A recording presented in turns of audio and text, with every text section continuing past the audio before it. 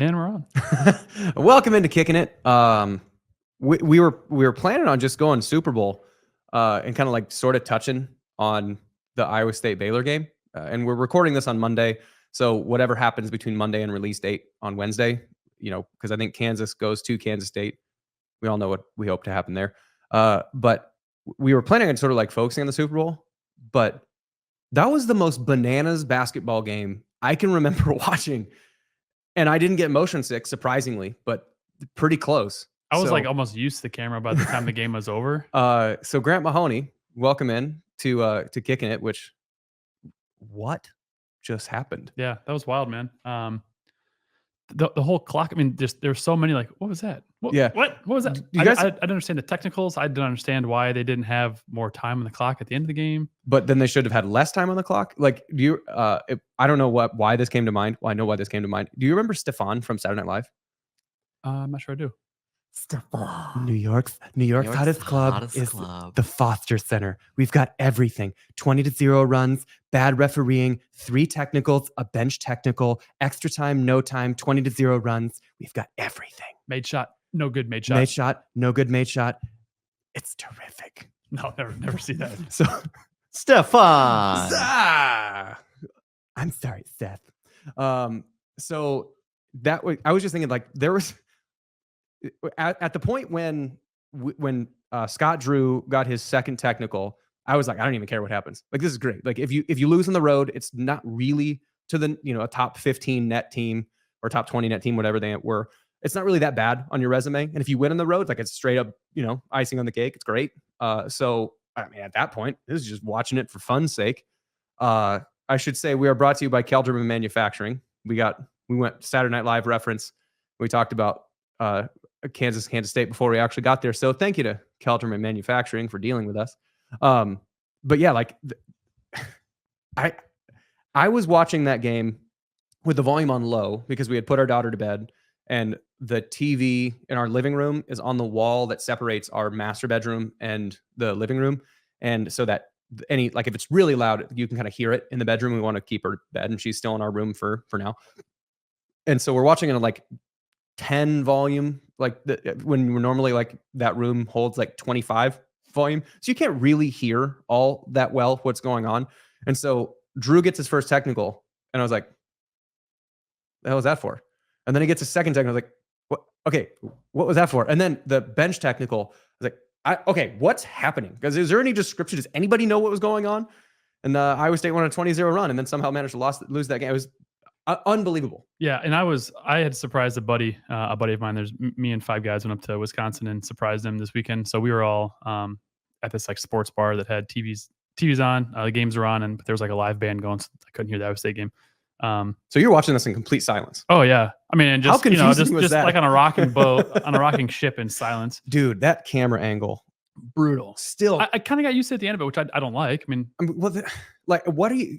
If you're trying to, you can tell that even the production crew doesn't really like it, because at any chance they possibly can, they cut away from that angle. Like they get to like a side shot or like something that's in like the crowd, because they'll kind of position some in the little pavilion or like like on the floor. They'll get away from that shot as quickly as you can, but it is disorienting. Yeah, and I was texting you guys because I was like, what? I was like, what's that tech for? Who's this tech on? Like, I blame Jerome Tang. Oh yes, lingering fart because the lingering fart, which we talked about. The fart's still lingering. Every coach since you played has gotten a technical. I think that's Jerome Tang. I mean, it's a little bit. I think Selfs was just that he literally said that's bleep and bleep bleep, like 2 inches away from an official. I think John Swanson got in his head. Thanks, John. But I think legitimately, at least 2 of the technicals that were called on the Baylor bench were like ideological children of the Jerome Tang incident. So it's like the gift that keeps on giving, because the logistics of any officiating crew. So first off, I think, and I don't know, I haven't listened to Williams and Bloom which I think anything that goes on to officiating, I want to listen to Brent. I just haven't yet. But one thing that is true about officials, well, a couple things. The first thing is that it's not conference delineated in basketball. It's more regional, versus in football, there's 8 crews, however many they're going to end up having when there's 16 teams. So yeah, there'll be 8 crews, maybe 9 if they have a bonus, that are going to call all Big 12 games, and they stay in conference for football. For basketball, it's not the case. We're like Hollywood Higgins, when he was calling games, he lives in Omaha. So he's calling Nebraska games, Iowa State games, and Minnesota games, and Missouri games, and just kind of anywhere with like a reasonable drive. And then when there's high level games, then they're going to fly the best or highly rated officials to wherever that game. So he might call, whatever, UCLA versus Oregon, because they want to get a good crew out there. But otherwise, they're more or less just going to stay close. So those guys are just from Texas. They're not Big 12 refs. So like the Baylor AD going, we can get the best players, we have the best coaches, we have the best conference, but we can't get the best officials. Well, no shit, dum-dum. It's not. You're in the athletic director. There isn't conference-related officials. It's anyway. So the second thing that's true about officials, which relates to Jerome Tang, is the fact that officials every week from whatever governing body, whether it's the NCAA or in football, it's the conferences, they send tape to the officials of other instances that have happened to try and get rid of things. So if every once in a while you're watching a game and you're like, man, feels like there's a lot of hand check fouls getting called. And then you watch another game that follows that game immediately and you're like, man, feels like there's a lot of hand check fouls. It's because probably that week, the head office sent out to all the officials that said, teams are getting away with a lot of handsy defense. Try to rein that back in, communicate with the coaches, whatever. So they get all this information as to what they're going to be doing. So you know what Scott Drew's technicals were for? Probably something that they saw when Jerome Tang came over and tapped TJ on the shoulder and said, "Hey, someone in the crowd is recording me." Yeah. So Jerome Tang not just leaves the coaching box. You can't leave that off. So he walked out of the coach's box. We're like, wait, he didn't even like sort of leave the box. Left a lot. No hesitation either. I'm going to stroll over here. Yep. And so if you're an official or you're the governing body of officials, you bet your ass that tape is going to be in there to say, you need to enforce that coaches stay in their coaching box because of what happened last week in Ames with Kansas State's coach. The two technicals that were on Scott Drew were because he left the coach's box. Yeah. Not because if he said anything. He's Scott Drew. He's like an outstandingly nice person. The first one was pretty warranted. He was like 4 feet on the court. He was playing good defense on like at the 3-point line.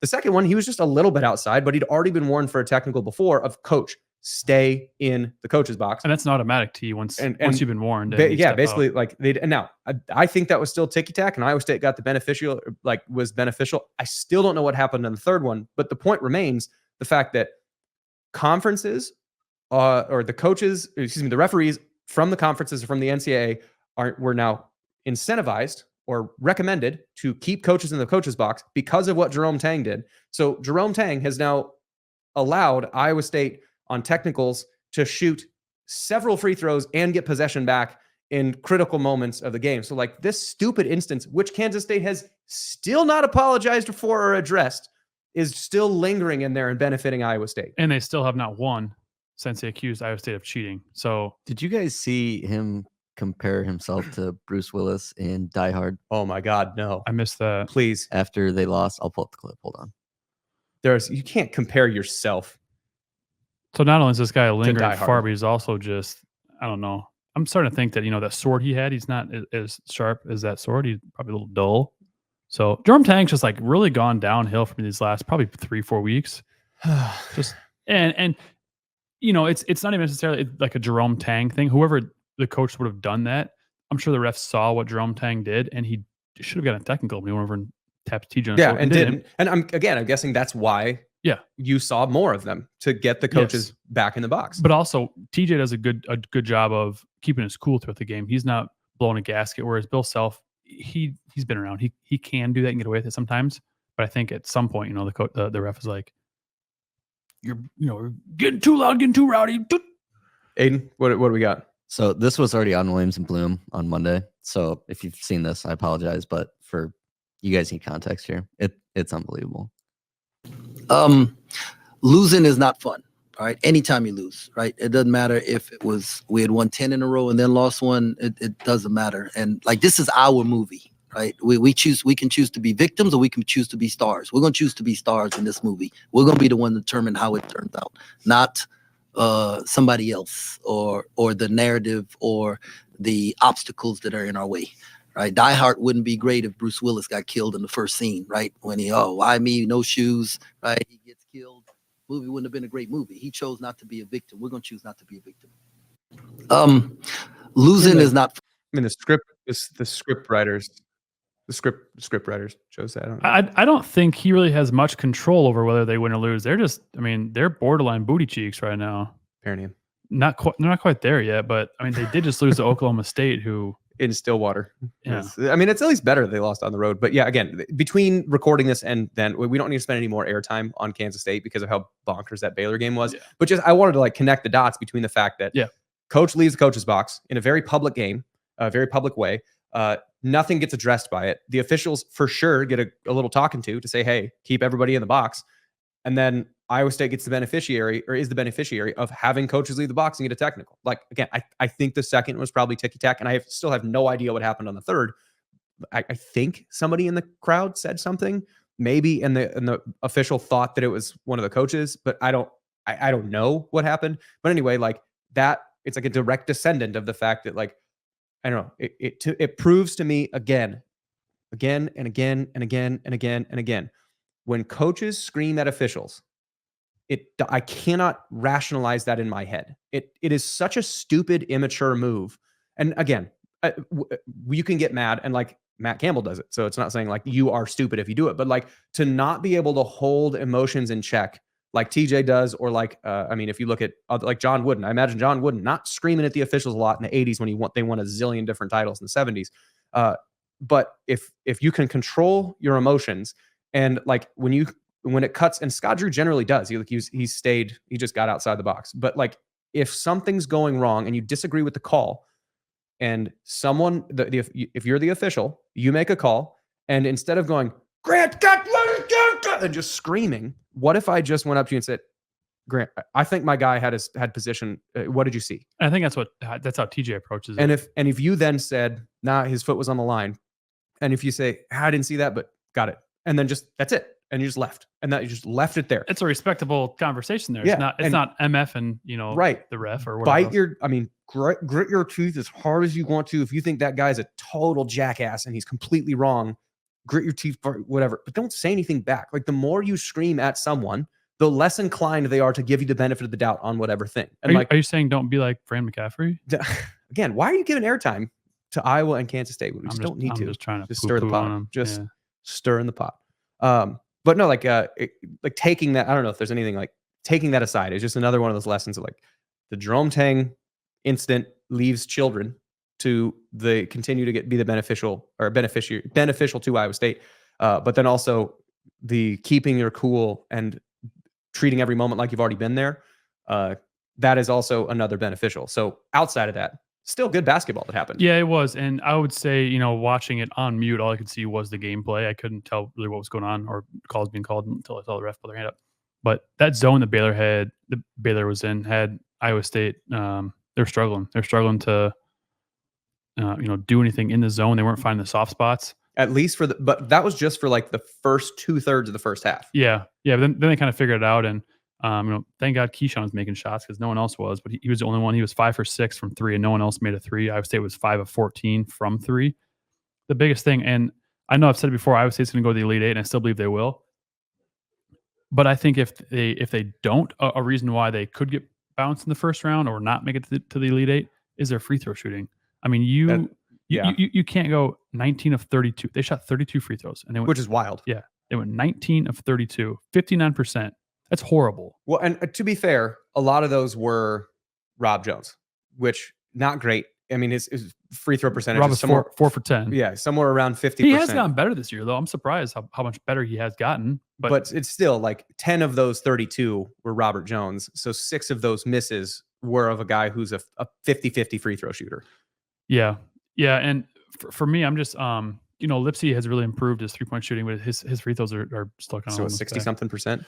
Yeah, something like that. But man, I'm not trying to dog on Keyshawn, but that turnover he had in like the last minute of the game, I was like, dang it, man. I've seen this too often where you dribble into it and you toss it away. And for as great of a game as he had, Iowa State could have pulled out a victory there. Obviously, if they had 0.2 more seconds left on the clock, they could have. But just an odd game. Yeah, and I think so. One of the things that this is generally, I try and watch things sort of like I said it before, like an alien from space. Obviously, I'm rooting for Iowa State. I went to Iowa State. We're Cyclone fanatic. The better they do, the better we do. I mean, it makes everybody happy. But when you watch it from when something doesn't go your way, rather than being like, this sucks, we're burning it all down, like saying, okay, what happened?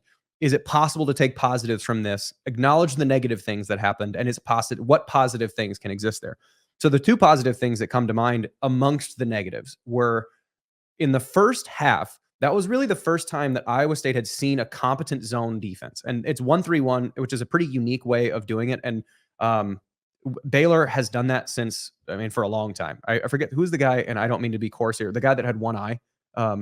Isaiah Austin. So he, like, since that time, when you have a 7'1" super athletic big, you just funnel everything to that guy. You're really aggressive out on the ball. So like that defense, that 1-3-1, Baylor's really good at it. They've run that for a long time. But that's the first time that Iowa State's really seen consistent, competent zone defense all year. This is game, 19, 20, something like that.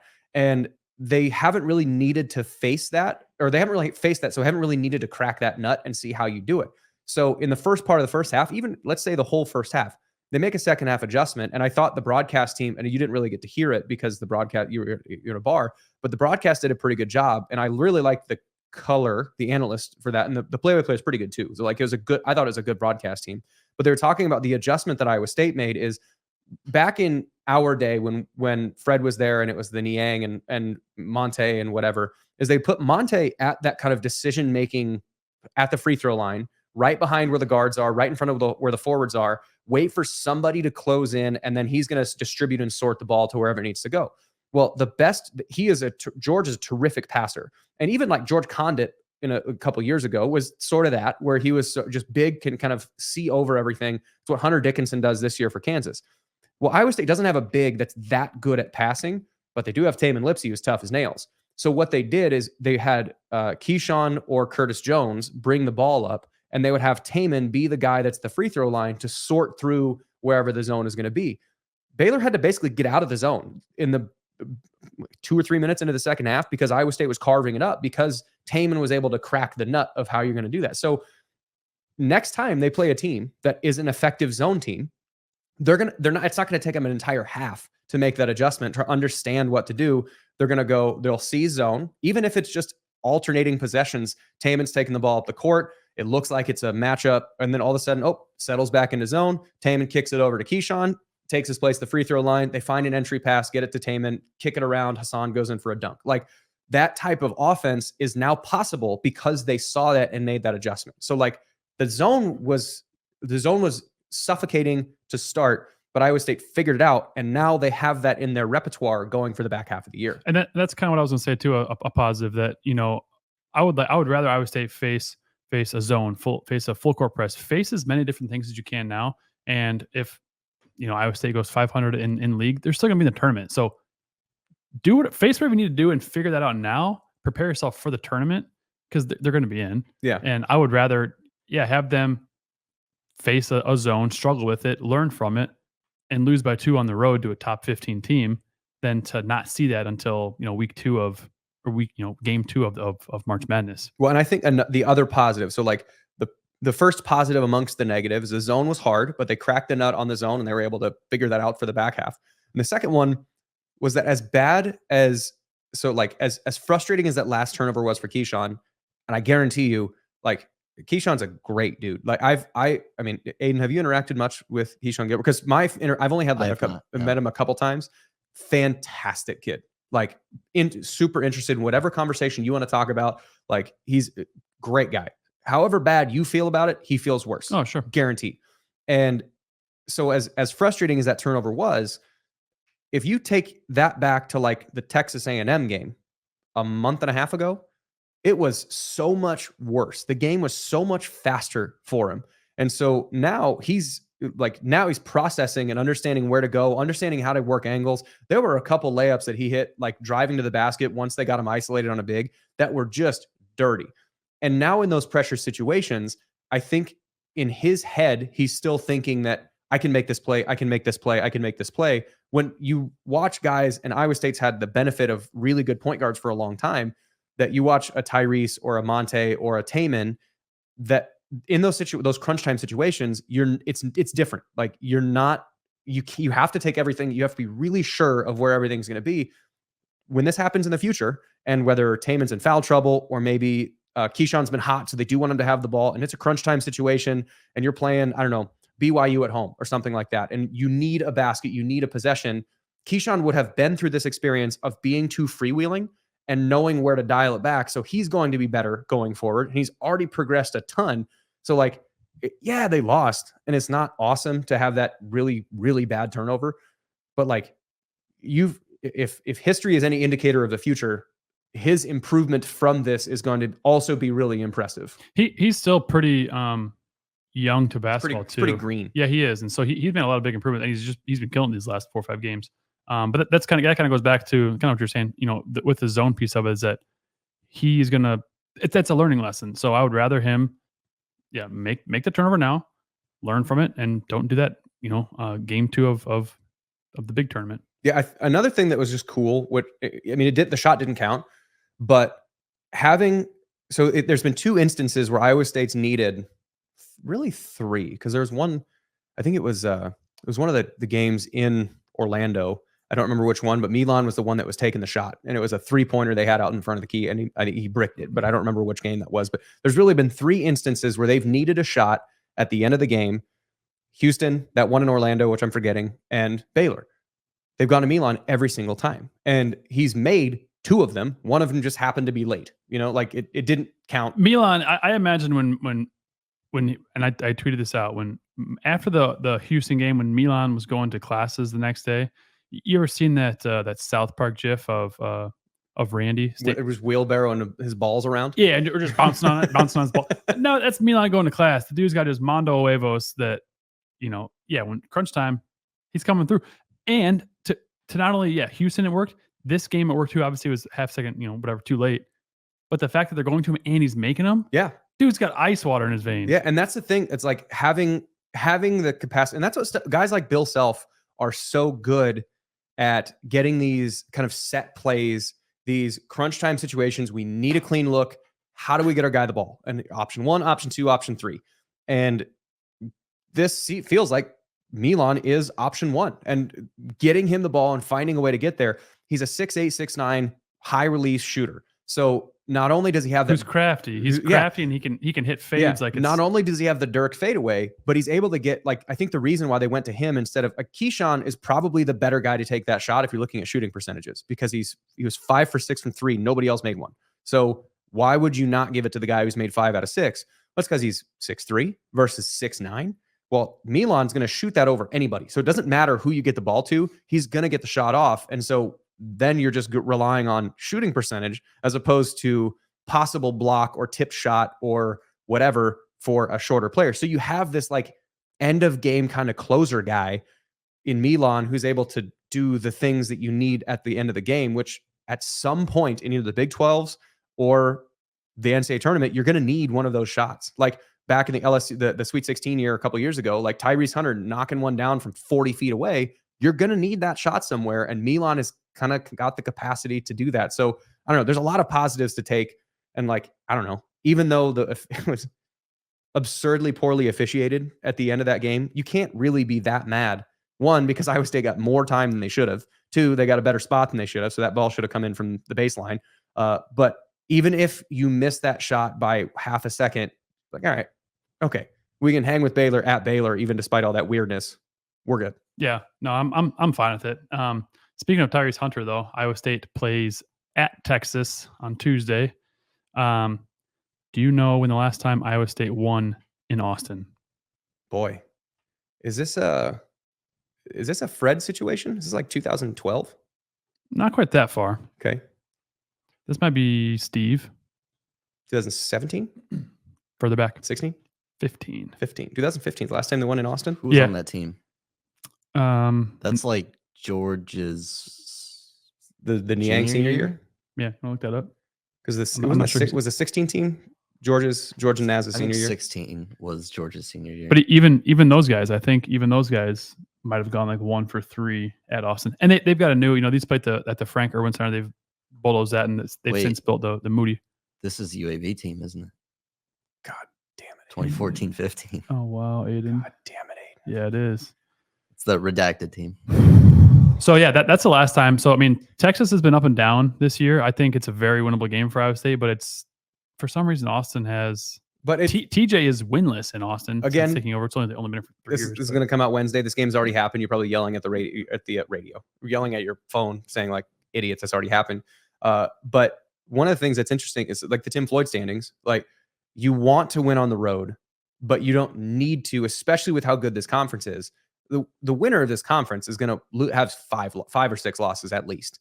Because Houston this weekend just got worked in Lawrence. Absolutely worked. However, Kansas did shoot like 70%, so they shot unreal. That's they, true. But they did get. But they also got a lot of open looks. They they shot really well with open looks. It wasn't like they were just banking in shots at the very end of the game. So listeners are probably listening to this on Wednesday, and they're thinking, "How does Grant know that Iowa State won this game 77-72?" I don't know.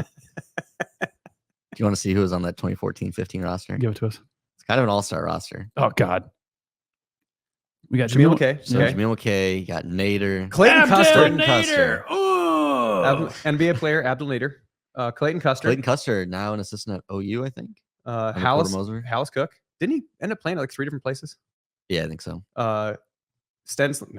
He was a walk-on. Monte, sophomore year. Cortland Jackson. Transferred. Precious John Jones was a dog. Rest in peace. Man, dude, tough as nails. Naslong. Matt Thomas. Dustin Hogue. Matty Ice. Deontay Burton. Oh my God. I think Deontay And Burton wasn't George. eligible this year. Yeah, because they never played together because Dustin Hogue and Yeah. Deontay Burton are the same person, with Deontay Burton has bigger biceps. And then that was Niang's junior year. Yeah, Niang, and then Yorgos Jamboris. Oh, My God. I remember Yorgos. What a roster. Daniel Adozi. Fred, that we got coaching staff? Bagman, Matt Abdelmasi. No TJ though. Okay. TJ Boy. must have been at. He was at South Dakota State Yeah. at that point, I think. Yeah, good roster. Boy. That happened. Yeah, sure did.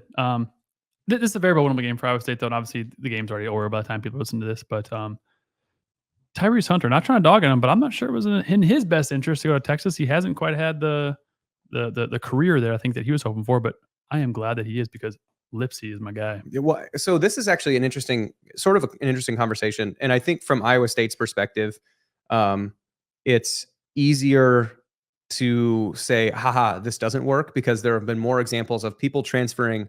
The Power 5 to Power 5 transfer is rarely as successful as I think people think it's going to be. There are certain times like a Dylan Gabriel, because he went from UCF to Oklahoma and that worked. But that was at that point, that was kind of an upward, Oregon. That was an upward transfer. Now he's going to Oregon. I imagine it's going to still be pretty good, but it's not going to be like, he's not going to elevate himself. But then you look at the from a basketball perspective, the Big 12 or the Power 5 to Power 5 transfers, unless you're a guy like Hunter Dickinson, who, I mean, I guess Hunter Dickinson and Kevin McCullough are kind of guys that have succeeded, but going to Kansas. But if you look at the guys and gals, because like Donarski and then Danae Fritz, who transferred out of Iowa State, and then Tyrese Hunter, who transferred out from Iowa State, who were studs at Iowa State. I would say Donarski is really the only one that's elevated her position from where she was. The other two, Fritz, I don't think are even playing. it was like 2 minutes a game. Yeah. And so a kind of a downgrade of opportunity when you leave. So it's one of the grass is greener on the other side situations. And My pocket's greener. your pocket's greener. I mean, in some situations also, I'm not trying to knock anybody. No. If you can secure the bag, and Depending on your situation, I mean, awesome, go for Yeah. it. But I think, and also you look, I think the easy example also from a football standpoint is like the Ishim Young and Craig McDonald back in the day when they went to, I think it's Ole Miss and Auburn respectively. And neither one of them had contributed at all when they left. Craig transferred back to Minnesota. And so you have, if you're successful in a spot, like this sort of comes back to the Brock Purdy conversation too. If you're successful in a spot, if you're a transcendent talent like Hunter Dickinson, dude is legit great. You also have a situation that's there that's beneficial to you to enable you to have that success. So I think one of the things that people, and obviously 18 to 22-year-olds, men and women who are athletes, are self-confident people. And so we all think that we're the best to ever do it and are deserving of all the success and whatever. But if you're having success, this isn't necessarily like just talking to Iowa State athletes or just talking to whomever. If you're having success at one place, it's probably from a success standpoint, better to stay there unless you can walk into a situation that is equally set up for success. So maybe your offensive coordinator that you had at Iowa State or Kansas State or whatever. Like if somebody went from Kansas to Penn State with Andy Kotelnicki for their offensive coordinator, great. Like you're going to probably be successful because they understand how to use you and your personality and stuff like that. But like a lot of the transfers from Power 5 to Power 5, I would like to see the statistics on total minutes played. And I would imagine that it goes down when they leave one place to the next. And this is, again, anecdotal, so I can't say that it's absolutely factually true, but I would guess that it is more downgrades than upgrades. I'll be curious to see how all of the, I mean, you speak about, you talk about the guy, I'm blanking on his name, the guy that went from Washington, who's now the Alabama head coach, and they had a lot of, and Washington lost like a ton of guys, but there's a handful of guys that went to Alabama who were good at Washington. So I'm curious to see how that translates to the SEC and how, Alabama's got just dudes. So I'm curious to see if those guys play and how they do. And yeah, it's interesting. It's, the transfer portal and NIL it's a wild, wild west, man. Yeah. It's an interesting time. There's one other thing before, and we can talk about the Super Bowl if we want, but one of the things that I thought was interesting, have you seen any of like the Big Ten SEC news I did at see all? that. So it reminds me of that, what is it? The guy in the hot dog suit being like, we're all looking to find out who did this. Oh, Yeah, I thought you were I going think you should leave. with Yeah. Tim Robinson. Yeah, Tim Robinson. Oh, I Like, thought you were going to say we're all trying to figure out who did this. I thought you were going to say a guy in the hot dog suit. Ask me about my wiener. Ask me about my winners. But with the Big Ten and the SEC, I didn't necessarily read like super deep into it, but essentially they're forming an alliance and a committee to look at what the problems with the NCAA are. Right? Like Aiden, true-ish, we're about there.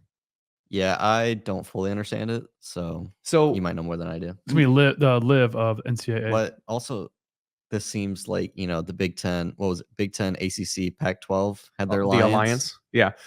The other thing, there's way too much money at this point to really be worried about it because contracts can't just get ripped up. Like evidence, case in point, it's Oklahoma and Texas wanting to leave the Big 12 for the SEC. Their contracted value or their contract said that the Big 12 held their grant of rights until this next coming season. You want to get out of it? You pay us X dollars. Contract. You signed it.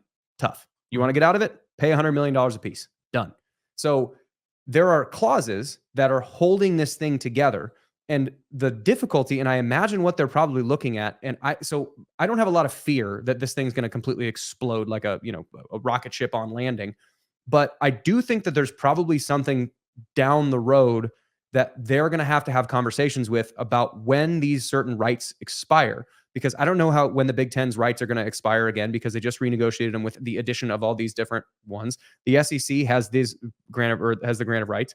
Big 12s are through 2034 or something like that. I don't remember the exact date, 2027. I don't remember when those are up, but all of these different conferences and schools, their grant of rights negotiations or the grant of rights contracts are up at different times. And so as a refresher, what grant of rights means is that if I'm a university and you're the conference, I have to give you the ability to broadcast my games. I can't do that anymore. I can't broadcast my own games. You get to. That's what the grant of rights. I am granting you the rights to my game. If I then leave your conference, you still have my grant of rights. So in order to buy back the ability to broadcast my own games, I have to buy them back from you. So like, what about the Longhorn Network? The Longhorn Network, I mean, that there are a certain amount of games and programming that you can put on there, which is like one game a year, just like third tier rights that you get a certain amount of games or content that is able to be there, but they can't show football games on the Longhorn Network if it's shown on Fox. They can't simulcast those. So you have like one game a year you can put in the Longhorn Network. But like, does the Longhorn Network, does it stay with the Big 12 when Texas Longhorn leaves? Network's gone. Longhorn Network's gone. When they go to SEC Network, because it was SEC backed, like the Big Ten Network is Fox backed. The Longhorn Network was ESPN backed.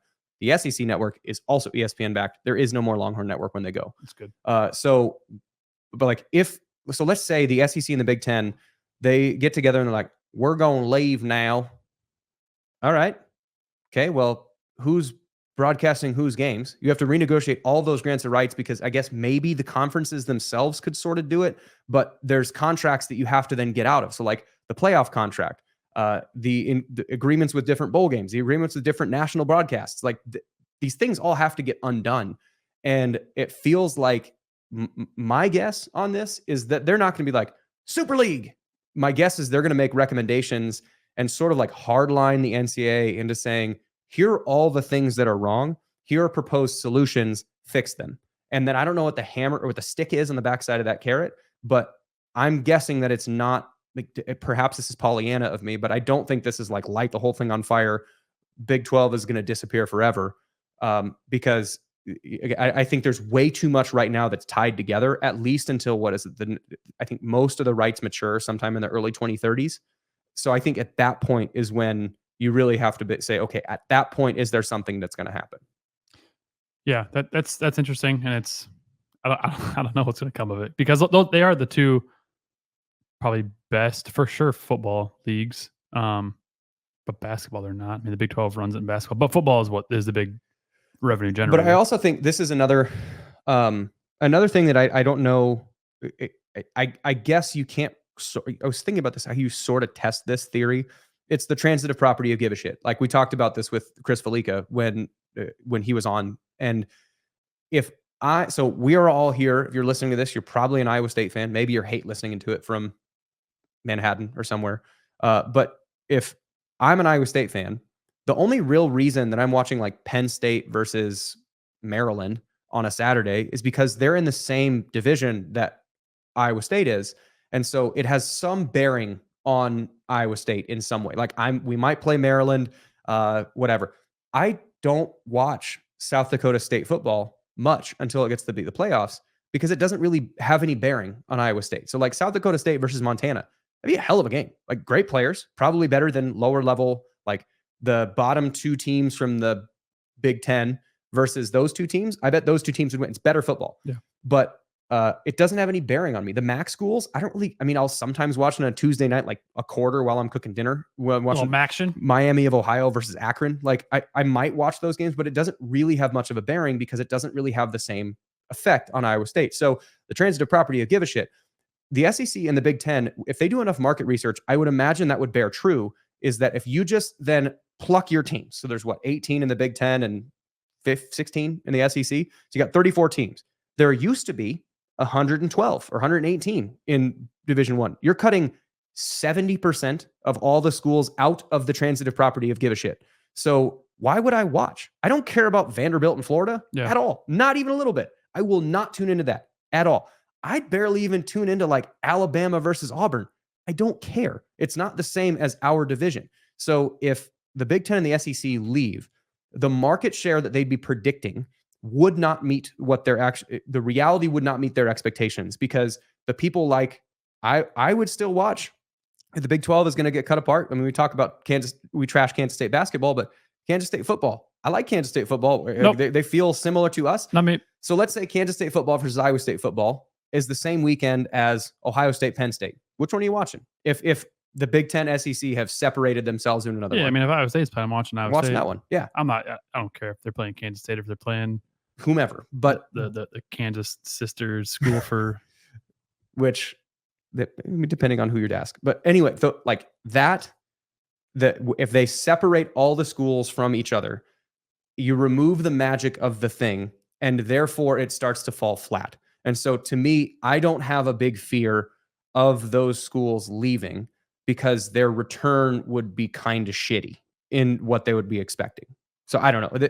This is, again, I think, and actually, let me finish one thought before I get there. The reason why, a possible way of testing this, Oregon State and Washington State are now going to be joining the West Coast Conference. I was just going to ask you, or like the Big West. I was just going to ask if we knew what was going on with those two. So they're scheduling. They're sort of still doing some big, I think they schedule 6 Power 4 or Power 5 schools throughout the year, but they're still part of like the Mountain West Conference.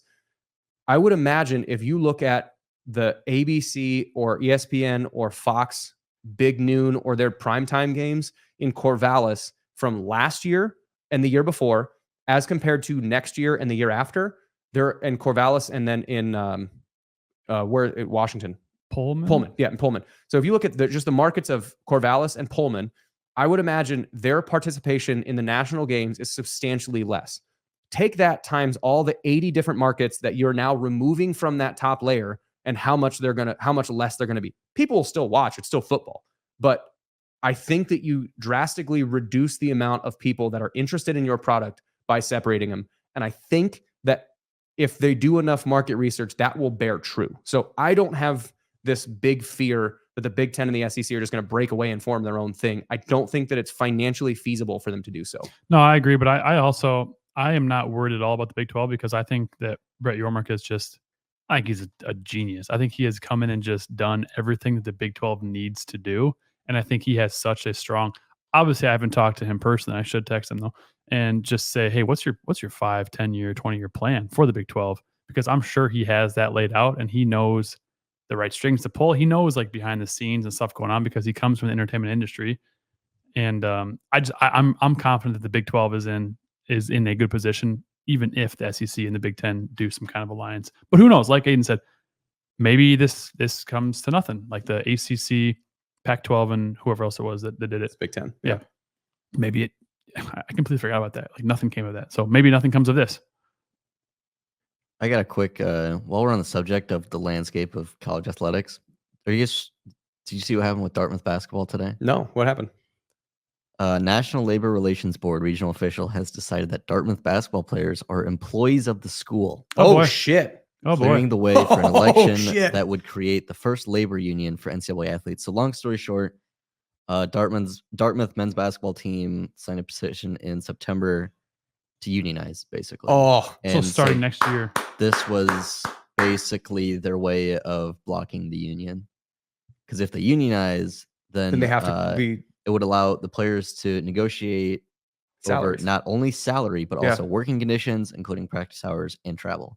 Wow. So naming them employees is freaking huge. So this is the university, Dartmouth University was then fighting that decision, and it was now ruled the National Labor National Relations Labor Relations Board, NLRB. They then ruled that Dartmouth basketball players are employees. Why, So why the- just they- basketball? Well, it's just that was the only case Just that was the brought only up. case, That was the yeah. only case that was But brought up. also USC has an ongoing case in California. That's They're trying to get them. huge. That is huge. Oh my God, that's huge. USC wants their basketball and football players to be Employees. basically. So you could pay players through the university at that point. Well, and oh my God, there's so much that comes from this. Okay, so talking about Dartmouth players unionizing, I think we talked about this before. One of the big problems with NIL is that there's no contraparty to the actual agreement that they're going to be made. So if the NCAA, and the reason why all these like rules have been overturned is because the NCAA says do this, and then people do it for a while, but then the other party says we never actually agreed to this. It's sort of like your parents saying like, you have to use a fork with your left hand always, and you're like, Your parents said that to you? yeah, always. It was just they would hit me if I didn't. Okay. But like if they had this like weird rule with no justification as to what it's there, I never agreed to this. Now in the business world, you then have to have an opposite side of that contract in order for this, if it goes against like fair trade policy or open business policy. If you do that and the other party doesn't have a contract on the other side of it, so like the salary cap, it would be better for NFL players if there was no salary cap because they would just be able to negotiate as much as they want and then get as much as they want. But so that is technically like it's blocking the rights of being able to seek the highest compensation possible. So if you're the CEO at if you're Jamie Dimon and you're the CEO of whatever Goldman Sachs, you can make as much money as you want because it's free market, just capitalism. Make whatever you want. But when you put a cap on that, that is sort of an unconstitutional thing. Is you should be able to earn more than that, which is sort of where the NCAA ran into problems, where they capped compensation, air quotes, like the value of the scholarship. Well, if there's in the NFL, there's a players union who has agreed to the other side of this, based on there's a contract cap, but also you have to spend at least 90% of your cap. So you can't be a miser with and say like you're getting $30 and you're getting $20 and you're getting $15 and like no one's getting paid. So you have to pay. So you get a higher floor, but you get a lower ceiling if you're the players union. So but the players union then agreed to this other side of the contract. So if you're the NCAA, there's no other side to this. So you can say whatever rule you want, and then all of a sudden these other people say that's a stupid rule. We never agreed to this. So there's no other party to this. So every rule the NCAA puts out that falls against the constitutional rules, it's going to get thrown out, which is why they've just lost case after case after case after case. So the fact that players can now unionize, so with NIL rules, the reason why all these NIL rules have been tossed out is because you can't cap compensation and you can't force anyone to go anywhere because it's not constitutional. You can't do it. But if we have a contraparty to that to say, if we as the NCAA players union now agree that you can only have a one-time transfer and we agree to this and you agree to this, then it doesn't matter. That's just a personal to private relationship that you're signing a contract agreement so long as both parties have signed it and there's no like coercion into that. And I'm not an attorney, but like that's the best understanding that I have of that. So players being able to unionize at Dartmouth, that's huge because they then have like negotiating leverage, but also for the university and the conferences, you can start reining NIL in because you can then sign an agreement with those parties to say, all right, we have to disclose the amount of information that these contracts are worth. You can approach a player or a player's agent between August 1st and September 15th, but you cannot X here. And if you do, then it's tampering, which is this penalty. We all agree to these rules. We all playing by these rules. Great, got it. So the fact that they can unionize and that they're employees is a huge step for making NIL way less of a Wild West boogeyman and way more of, okay, this is fair. It feels like fair play. That is absolutely huge. It's wild. And there's just, I've said, before everyone said it, that the NIL and the transfer portal is the wild, wild west, that I feel like there's so many things that are just, there's no regulations or rules. Because it can't be. Yeah. And so like this is huge. But then where my mind goes is, okay, so you bring a guy in on scholarship, which scholarships are not 4-year agreements, 5-year agreements. They're a year-to-year agreement. Mm-hmm. With like the intention that it's sort of right. I don't think everyone knows that though. It's annual. You had to sign your contract every year. Yeah, or sign your scholarship every year. And so I guess where my mind goes is, if they have X amount of scholarships and they bring in Joe Smith and Joe just stinks, like, all right, Joe, you're fired. Yeah, that's true. Because and then okay, and that would have to, because you could technically do that now. You just don't renew their scholarship, but that'd be a real dick move. I don't think any coaches really do that. Yeah. But if you're an employee, then if you're not, if you're not performing, but then how would they have? Could they have in their contract? You have to average 10 points a game. You have to average 5 points a game. I'm sure they could. I'm sure they could. And there's on the other side, but that's why if there's a players union, they look at that rule and go, that's horrible. Yeah, that's absolutely horrible. That is a stupid condition based on whatever. If you then terminate him, if you terminate an employee before this, you then have to pay a severance or whatever, a buyout to this contract or whatever, for the instances when that's going to happen. But you can then negotiate what that's going to be, so each party has it. The only downside to this is a players association, which in college, in the NFL or the MLB or the NHL or the NBA or whatever players union that you want to have, Tom Brady played till he was 45. He got in the league when he was 21, 22. It's 23 years. If I sit out a year because I want to strike because your rules are stupid, big freaking deal. I've got 22 more of them that I can play. Now, granted, that's not always the case. And that's what like any given Sunday and the strike breakers and whatever. But in college, because there's an eligibility requirement of 4-5 years if you redshirt, 6 if you got a COVID or an injury year. If you sit out like medical or medical, yeah. So if you sit out a year, that's 25% of your capacity to play. Striking, which is really the union's only main lever against the ownership or the powers that be, that's kind of sucks. So like you're not going to do that. You're not going to get a lot of people to buy into being like, yep, we'll set out a year. I only get 4 of them, but I'm sitting out 1 of them to maybe make it better for someone else who I don't know. That's true. So the difficulty with the players unions on the other side of the agreement is that you need to have somebody that's sort of like the union is bigger than any person. So like you have a representative. So let's say, I don't know, Taman Lipsy or Rocco Becht is the representative from the Iowa State football and basketball programs respectively. But every year they then have a new person that goes into that. So like you can have, I don't know, without necessarily striking, the players union can withhold certain something, but like it's a representative to a bigger group, which is not necessarily bound by the players. But like that's a different nut they're going to have to crack, is because that's why, you'll hear every once in a while the CBA, the collective bargaining agreement, which is just when those two parties, the owners and the players, whether it's MLB, NHL, whatever, when they say, all right, what are we going to redo this contract? How are salary caps, playing conditions, practices, uniforms, rights splits, all that kind of stuff gets discussed.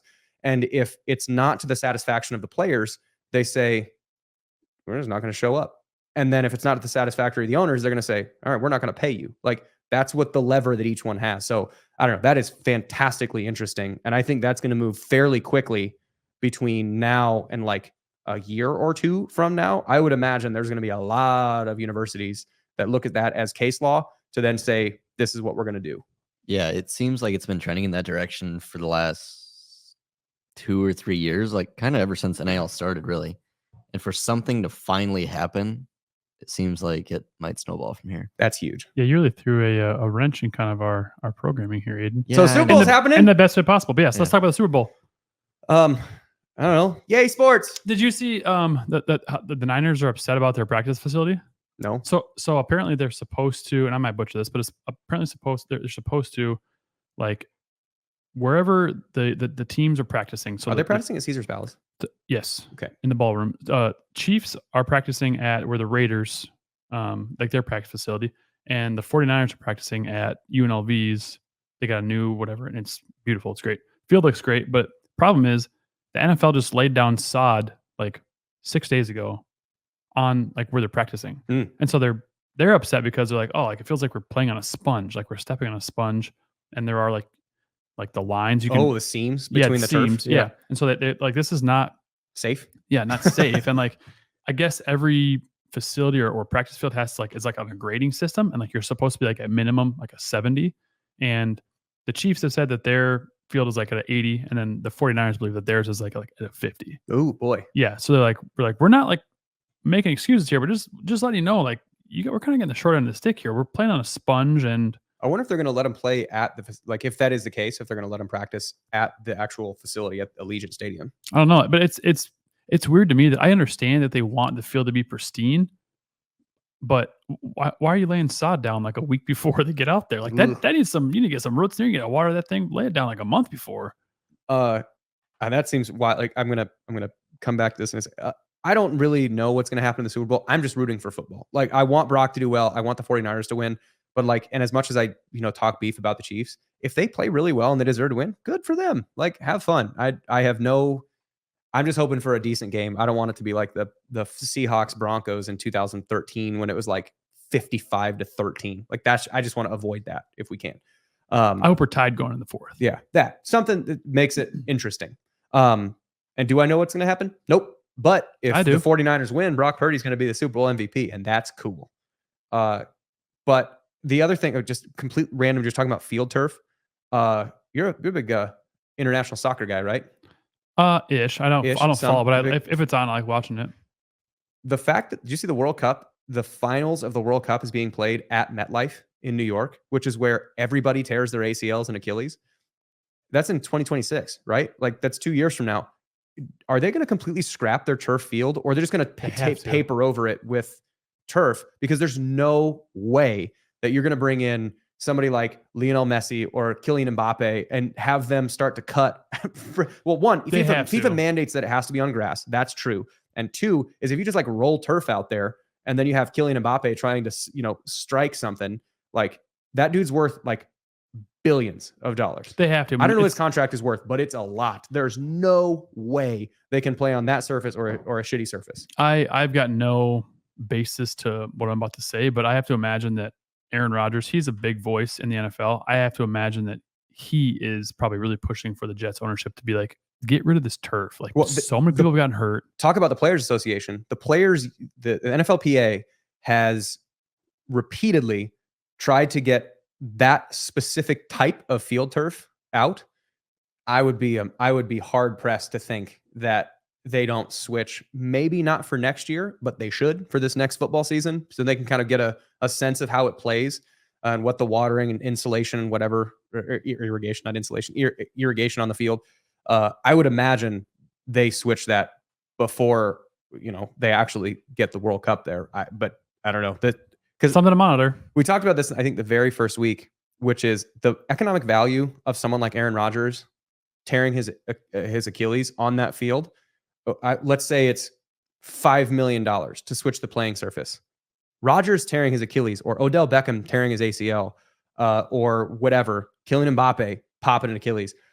that economic loss to the city and to New York, New Jersey is way more than what it would cost to replace the field. So when you talk about like a cost benefit analysis, the cost benefit analysis says change the goddamn turf. Plus, I don't know how you feel, but I always enjoyed playing on grass better. Sames. Yeah, I think you're probably maybe a smidge slower on grass than you were turf, but I don't know. I You enjoy get it. less stuff in your eyes. Yeah.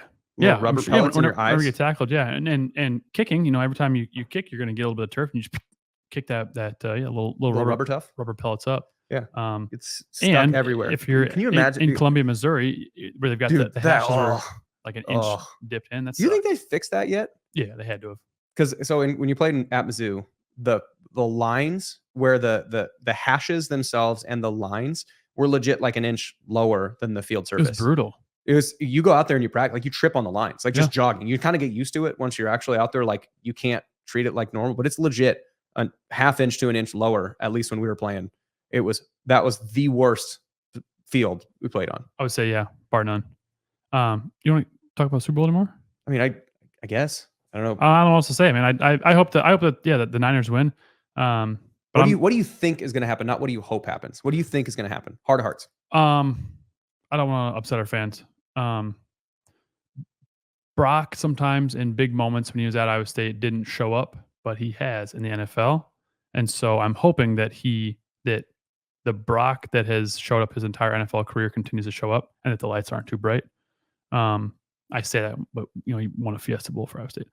What do I think is going to happen? Man, that's tough because the Chiefs are rolling. And the Niners have been strong for the entire year, really, except for when Brock got concussed and the Browns kind of took him out of the game. But how do you go against an organization who has won however many Super Bowls in the last, we'll say, two out of 4. Since Mahomes has been quarterback, but they've been there 4 out of 5. Yeah, so I mean, Brock just continues to show that nothing is too big for him. He goes in and beats Brady, which obviously is not 1-1, but man, I don't want my homers to kick in.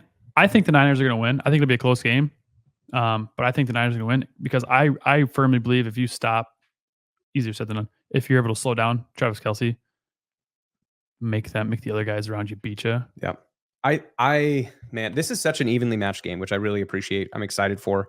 And the thing that I would expect to happen, so I think Kansas City is going to win because it's Kansas City. They have Andy Reid. They've got Patrick Mahomes. Their defense is really improved. Their defense was really good. Really, but I also I don't really bet on anything anyway, but I wouldn't put a dime on this game. But if Kansas City wins, what they're going to be able to do in order to do that is their pressures are going to affect Brock's rhythm. Whether they get interceptions or not, it affects his rhythm because he's such I know where the ball is going. I'm going to get it out before the guy even gets into his break, let alone gets out of his break. I'm going to throw it when George Kittle is going to wrap around a linebacker before he even knows that he's going to wrap around. I'm going to let that ball go. Like that's how Brock operates. If Kansas City's going to win, they're going to get Brock out of his rhythm. And if they do that, I think their offense is good enough at running the ball and taking some deep shots like MVS or to Rashee Rice or whomever. They're going to be able to do that, and they're going to be able to win the game based on that. Low-scoring fist fight of a game. If the 49ers are going to win, Fred Warner and Dre Greenlaw are going to beat up Travis Kelce and shove him in a locker. Like, it's not going to be that easy because Travis Kelce is almost objectively the best tight end of all time. It's him and Rob Gronkowski and like Shannon Sharp are sort of like the guys you got to put up there. But if the 49ers are going to win, they're going to have their linebackers between Greenlaw and Fred Warner be able to put a lid on Kelce's effectiveness and slow down Pacheco to the point where he's got 65 yards or something like that. Yeah. And Travis Kelce has 8 targets, 3 receptions for 35 yards. Like that kind of game. And then the 49ers offense is able to stay on rhythm. So I think it's like Fred Warner and Dre Greenlaw versus Travis Kelce, and then Brock Purdy versus the blitzes and pressures that the 49ers are going to, that the Chiefs are going to bring. Whoever wins those 2 matchups wins the game. And what's going to happen? Who ducking knows? Kind of like we talked about with Baylor. and how, they ran a zone versus Iowa State. That's good for Iowa State come later in the season. I think the Ravens played against the Niners about as well as they could, and Brock was frazzled. And I think that's probably a learning lesson as well, too. And I'm sure the Chiefs are probably watching that film thinking, okay, we're going to do some of the stuff because it worked really well for them. I think the biggest thing, though, for the Niners, they can't, I say this, but they got down big last game, but they can't get down. Because to Mahomes. You can't get down to no, Mahomes. and the Chiefs' defense is better than the Lions. But I think the Niners need to come out and score on their first possession, whether it's a field goal or a touchdown. Kansas City's done that every single game in the playoffs. You know They that? have, no. They've scored. Wow. They scored on their opening drive every single game of the playoffs, and I think the 3 games prior to that. So I think there's 7 games in a row where they've scored on their first possession. Prop bet for you. Will Taylor Swift cry? Either way. Oh, boy. Aiden? She's my bet for Super Bowl MVP. Even if the 49ers win MVP, Taylor Swift, come on down. She'll be MVP in like the amount of revenue she probably brings in. Boy, It's true. How many times do you think they show her? Over, under 7 times? Over. Are you including the pregame show? Okay, yeah. Are we? Yeah, okay, pregame, postgame, I think. Pregame, postgame, way over. Ooh. Way over. But Are we during- from kickoff to final whistle or to final bell? I'm going to take the under, unless Travis Kelce has like 12 receptions for 145 yards and 3 touchdowns. Yeah. In which case they're going to cut to her. They're going to show her pretty much every time he makes a big play. Yeah, if Like it's a 7-yard game, yeah, like 4-yard they catch were on showing, second yeah. down, that they're not really going to cut up. But if he Yeah. makes one of his like Travis Kelce-isms where Yep. he like breaks off a route, catches one over the his shoulder, does like a weird deer leg juke of a safety for 35 yards, 100% they're going to cut up to T Swift to the box. But I'm going to take the under from kickoff to finish of 7 or 7.5. I'll go 6.5. 6.5. Oh, okay. I'm I'll going still to take go the over under. on 6.5. I'll I take- think if it was 7.5, I would have gone under. I'll take the under on 6.5 I'll take the over. from kickoff to end of game. And does she cry? Yes, she'll cry. Yes. Okay. Yes. Also, we need to define crying. Like we're talking like welled up, like tears in eyes. Does that count, I need to see. or does it actually have I need tear to see come down? either a tear down or a wipe away. Okay. Okay. I think tear we're going to down. wipe away. I think we're gonna. Yep. She cried at the show that I went to. No big deal. Okay. It's pretty cool. I saw you in the crowd and was like, Aiden. Well, yeah. It's before Travis. play groupie. I love Korvoka, you." I have that effect. I think yes on the cry, under 6.5. But if we're including pre and post game, Way set over. that number at 15.5, and I'd still take the over. Yeah. I know obviously our audio listeners can't see it, but I'm wearing my Save the Bees or Die shirt. Side tangent, and you can wrap up. I started my B class last That's nice. last Thursday. Making honey, Yeah. So Mahoney honey, yep. Mahoney Bees. Mahoney bees. Give them a follow on You Instagram. get it? Mahoney. There's honey in the name. Yeah. Mahoney, You get it? There's honey in the name. Mahoney Bees on Instagram. Just start my journey. So I start my 6-week class in Ankeny every Thursday from 6 to 8. I want that. It's great, man. So I want that. there's going to be Mahoney honey at the end of this year. Might make some mead. Might make some different stuff with it. Yeah. So Ew. I know Williams is basically like, kill all the bees you can, pesticides, kill them bitches. But no, I heard him say that once. I know it. Word So- for word. Word for word. Yeah. Even the same tone. Yep. So that's why, when I see Chris on Wednesday, I'm going to put him in a headlock, wrestle him to the floor. He's going to be talking at this We Will event, wrestle his ass to the ground. No, I'm just kidding. But yeah, bees are crucial, man.